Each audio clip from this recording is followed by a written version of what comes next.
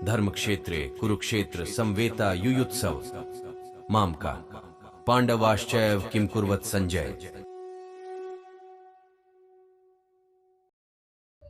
मित्रांनो, सर्वांना सादर नमस्कार। दैनंदिन व्यवहारात वागताना आपण कायद्यानुसार वागतो। जेवढा आवश्यक तेवढा कायदा समजून घेतो। ऑफिसमध्ये कामाच्या नियमाप्रमाणे आणि व्यापारात नीती नियमाप्रमाणे वागतो। आयकर विवरण भरणे कायद्यानुसार आवश्यक आहे। आपणास ते भरता येत नसेल तर व्यावसायिकाची मदत घेतो, पण कायदा पाळतो। जीवनात सुद्धा आचरणाचे नियम आहेत, शास्त्र आहे।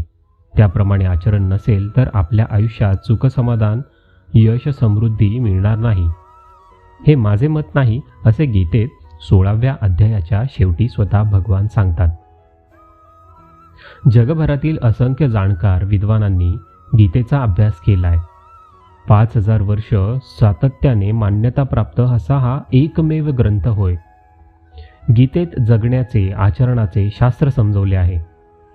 असा हा ग्रंथ म्हातारपणी वाचायचा की तरुणपणी, तो करमणूक म्हणून वाचायचा की त्याचा अभ्यास करायचा, या शास्त्राप्रमाणे आचरण करायला नको का?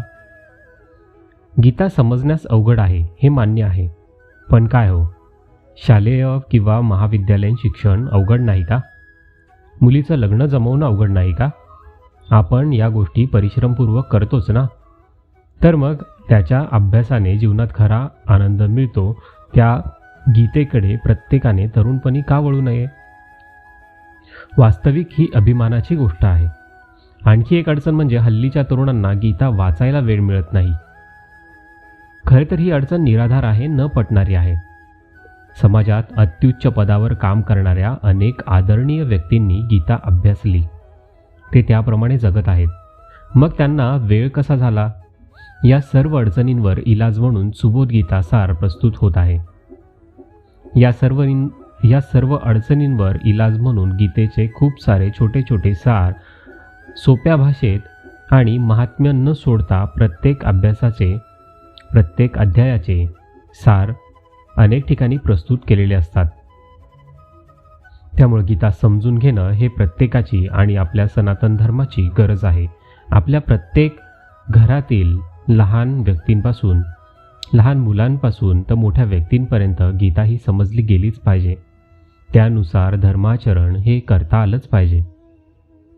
एकदा गीता समजायला लागली की तुम्हाला सर्व धर्माचं शास्त्र समजायला लागेल, चांगल्या वाईट गोष्टींचं ज्ञान होईल, आणि म्हणूनच गीता समजून घेण्याची आवड निर्माण व्हावी, गीतेच्या अंतररंगात जाण्यास प्रेरणा मिळावी, म्हणून हा त्याचा उद्देश। तेव्हा मित्रांनो, तरुणांनो, कृपया हे व्हिडिओ शांतपणे पण शेवटपर्यंत ऐका। अवघड वाटले तरी समजून घेण्याचा प्रयत्न करा। माझी खात्री आहे की तुम्हाला ते आवडेल, धर्मशास्त्र समजेल, आपल्या सनातन धर्माबद्दल तुम्हाला आवड निर्माण होईल, त्याचा आणखीन चांगल्या प्रकारे तुम्ही आदर करायला तयार व्हाल। याला कारण म्हणजे गीता खरोखरच महान आहे, दिव्य आहे। तुम्हाला कुठलाही भाग अवघड वाटला तर तुम्ही कमेंटमध्ये विचारू शकता। तर भारतावर स्वारी करण्यास निघण्यापूर्वी एक सेनानी आपल्या गुरूंना नमस्कार करण्यास गेला। त्यावेळी त्याचे गुरु म्हणाले की भारतातून परत येताना तू माझ्यासाठी गुरु, गंगा व गीता घेऊन ये, म्हणजे या तिन्ही बाबतचे महत्त्व जाणून ये। जगातील जाणकार गीतेचा आदर करतात, अभ्यास करतात, आपण मात्र गीतेकडे दुर्लक्ष करतो। असे का व्हावे? तेव्हा आळस, लाज, गैरसमज इत्यादी सर्व गोष्टी टाकून देऊ आणि गीताभ्यास करण्यास सुरुवात करू। तसा निश्चयच करू। धन्यवाद। बरं, आता गीतेचा पहिल्या अध्यायाला आपण सुरुवात करणार आहोत। तर मी गीतेचे सर्व अध्याय तुम्हाला एक व्हिडिओमध्ये दररोज तुमच्यापर्यंत पोहोचवण्याचा प्रयत्न करेल।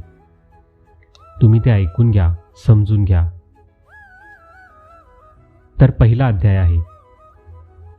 गीतेच्या पहिल्या अध्यायाची सुरुवात धर्मक्षेत्रे कुरुक्षेत्रे अशी आहे। कौरव पांडवांचा पूर्वज कुरु नावाचा राजा होता। तो ज्या मैदानात नांगर धरून ते मैदान कष्टाने नांगरीत होता त्याला शेत म्हणजेच क्षेत्र आणि या अर्थाने कुरुक्षेत्र हे नाव त्या मैदानाला पडले। नंतर पुढे इंद्राने राजा कुरुस असा वर दिला की या क्षेत्रात जे तप करतील किंवा युद्धात मरतील त्यांना स्वर्गप्राप्ती होईल. इंद्राच्या या वराने या क्षेत्रास धर्मक्षेत्र अर्थात पुण्यभूमी असे नाव पडले. या क्षेत्रात हे क्षेत्र अर्थात मैदान म्हणजेच हस्तिनापूरच्या सभोवाराचे मैदान असून सध्याचे दिल्ली शहर या मैदानावर वस्तीत आहेत. या मैदानावरच कौरव पांडव युद्ध झाले. कौरव पांडवांची सैन्य युद्धार्थ तयार होऊन लढाई सुरुवात होणार त्यापूर्वी अर्जुनाच्या सांगण्यावरून श्रीकृष्णाने त्याचा रथ दोन्ही सैन्याच्या मधोमध उभा केला आणि म्हणाला, तुला यांच्याबरोबर युद्ध करायचे आहे ते सर्व भीष्म द्रोणादी पहा. अर्जुनाला समोरच आपले सर्व आपते नातेवाईक दिसले व वाईट वाटले की सर्वांना मारून मी आमच्या कुलाचाच संहार करणार. ही काय चांगली गोष्ट आहे? त्यापेक्षा भिक्षा मागितलेली काय वाईट?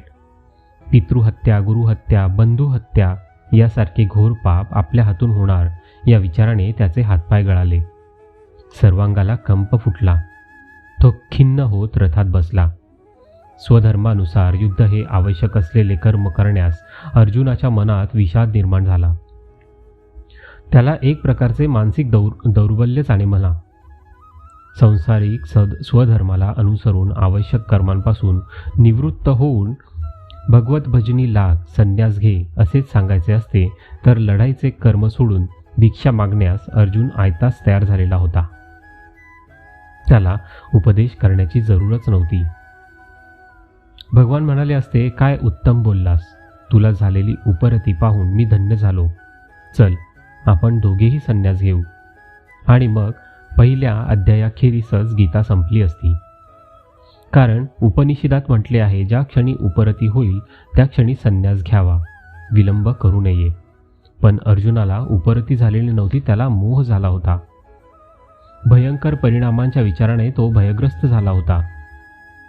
वास्तविक पाहता कौरव पांडव युद्ध काही अचानक ठरले नव्हते. युद्धाची तयारी, बोलणी, शिष्टाई, युद्ध टाळण्याचे प्रयत्न हे सर्व बरेच दिवसांपासून चालू होते. आपली बाजू न्याय्य आहे आणि आता युद्ध अटळ आहे याची खात्री झाल्यावरच पांडव युद्धार्थ सज्ज झाले होते. तयारीच्या या सर्व घडामोडींमध्ये अर्जुन हा एक महत्त्वाचा घटक होता. तो युद्ध करण्यास मानसिक व शारीरिकरित्या पूर्णपणे तयार होता. शिवाय भीष्म, द्रोण इत्यादी आप्तांसमोर तो काही प्रथमच युद्ध करणार नव्हता. अज्ञातवासात असताना कौरवांच्या विरुद्ध लढून त्याने एकट्यानेच सर्व कौरवांचा पराभव केला होता. परंतु ज्ञानेश्वर माऊलींच्या शब्दात म्हणायचे तर त्याने ऐनवेळी शिमगा केला, म्हणून त्याचे एक नाव फाल्गुनी असे पडले. आपण तो अर्जुन असा एकेरी उल्लेख करत असताना त्याला अगदी सामान्यच समजतो, पण खरं तर तो एक महान योद्धा होता, तत्त्वज्ञानी होता, राजकारणी होता, ज्ञानी होता. परंतु प्रसंगच असा भयंकर होता की आता काय करावे हे त्याला समजेना. पूर्णपणे संभ्रमावस्था झाल्यामुळे दुबळेपणाने माघार घेण्यास तो तयार झाला. संसारात आपल्यासारख्या सामान्यांवर असे लहान मोठे प्रसंग येत नाहीत का, की ज्यावेळी आपण खचून जातो, वैतागतो. अशा प्रसंगी मुकाट्याने अन्याय सोसणाऱ्याची किंवा दुबळेपणाने परिस्थितीला पाठ दाखवणाऱ्याची गोष्ट वेगळी. त्याला भगवान नामर्द म्हणतात. परंतु जो कर्तृत्ववान आहे तो घाबरत नाही.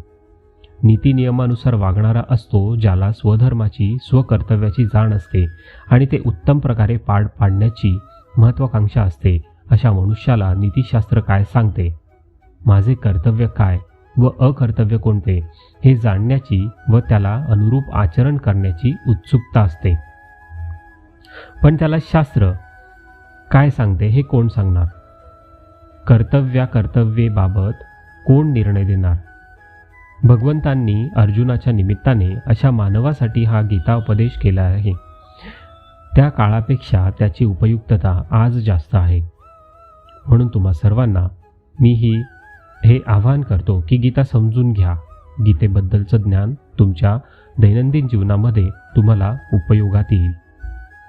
तेव्हा लोकमान्य टिळकांनी तरुणांना गीता रहस्याच्या प्रस्तावनेअखेरीस विनम्रपणे सांगितले आहे की संसार उत्तम प्रकारे कसा करावा ते समजावणाऱ्या या शास्त्राचा लवकरात लवकर अभ्यास करा. म्हणजे गीता ही तरुणांसाठीच आहे. इति अर्जुन विषाद योग नाम प्रथमोध्याय. श्रीकृष्णार्पणामस्तु.